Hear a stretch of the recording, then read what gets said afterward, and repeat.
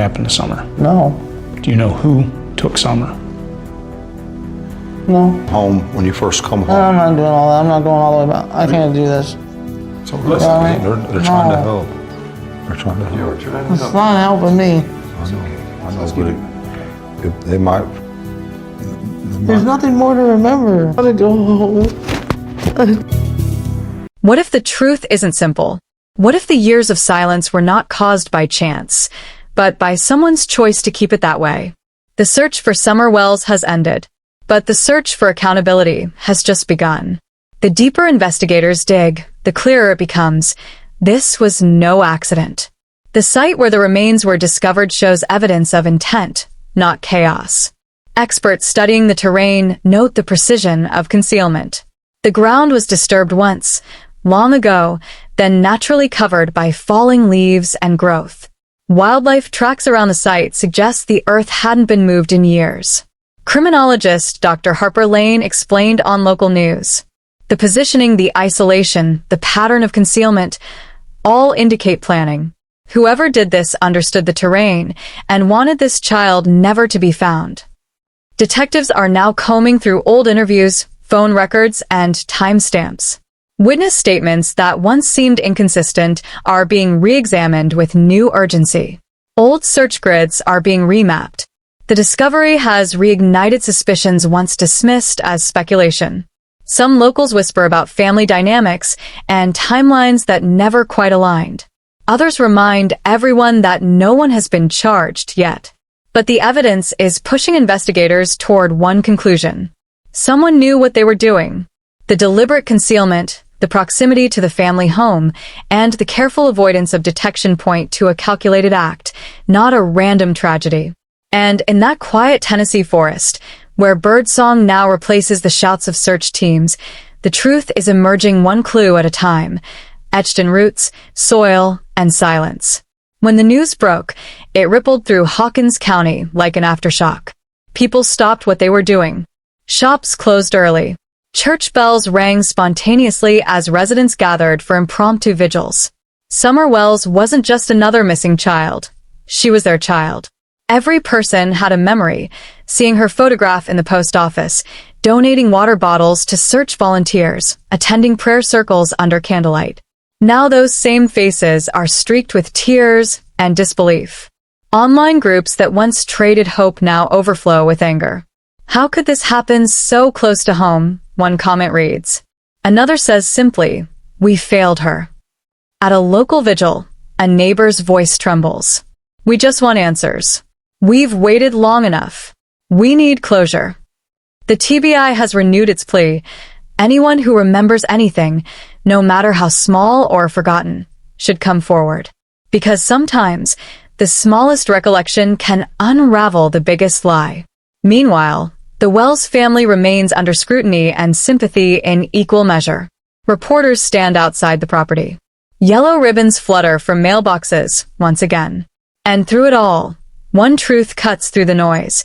The community's heartbreak is matched only by its determination to see justice done. As candles flicker through the night and hymns echo across the valley, a promise rises from the crowd. They will not let Summer be forgotten. For long years, for years of prayers, false leads, and fading posters. And now, at last, there is a breakthrough, but one that brings both answers and agony. The discovery of remains believed to be Summer Wells closes one chapter, yet opens another filled with investigation, accountability, and truth. Her case is no longer about a missing child. It's about justice long delayed. Forensic specialists continue their work, determined to give her story the ending she deserves. Every test, every analysis moves them closer to understanding how and why this happened. The Tennessee Bureau of Investigation vows transparency. They remind the public that this is not over, because justice doesn't stop with discovery. It ends only when those responsible are held to account. And so, as the sun sets over the hills of Hawkins County, the world finally exhales the breath it has held for years. Summer Wells has not been forgotten. Her story and her truth are finally coming to light. Justice delayed is still justice pursued. For years, for endless, painful years, A single name haunted the hills of Hawkins County: Summer Wells.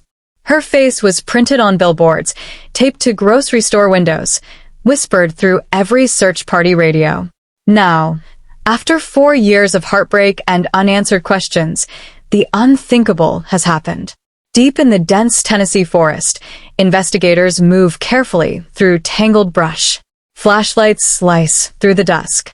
Drones hum overhead. Search dogs weave between trees, their handlers whispering commands. Then a sudden pause. An alert signal. Every voice goes silent. Moments later, confirmation. The Tennessee Bureau of Investigation has located human remains believed to be connected to the disappearance of 5-year-old Summer Wells. Shock ripples through the community. Some cry. Others simply stare into nothing, whispering that this day would never come, and now that it has, they wish it hadn't. Because beneath the relief of discovery lies something colder, the realization that this was never a story of a lost child, but of a crime hidden in plain sight. And one question now echoes louder than ever. How could this have been buried for so long? The place where the remains were found was not random. It sits at the edge of Ben Hill Road, a rugged, secluded patch of woodland just over a mile from the Wells home. Locals know the area well. Steep slopes, thick vines, and hollows that swallow sound.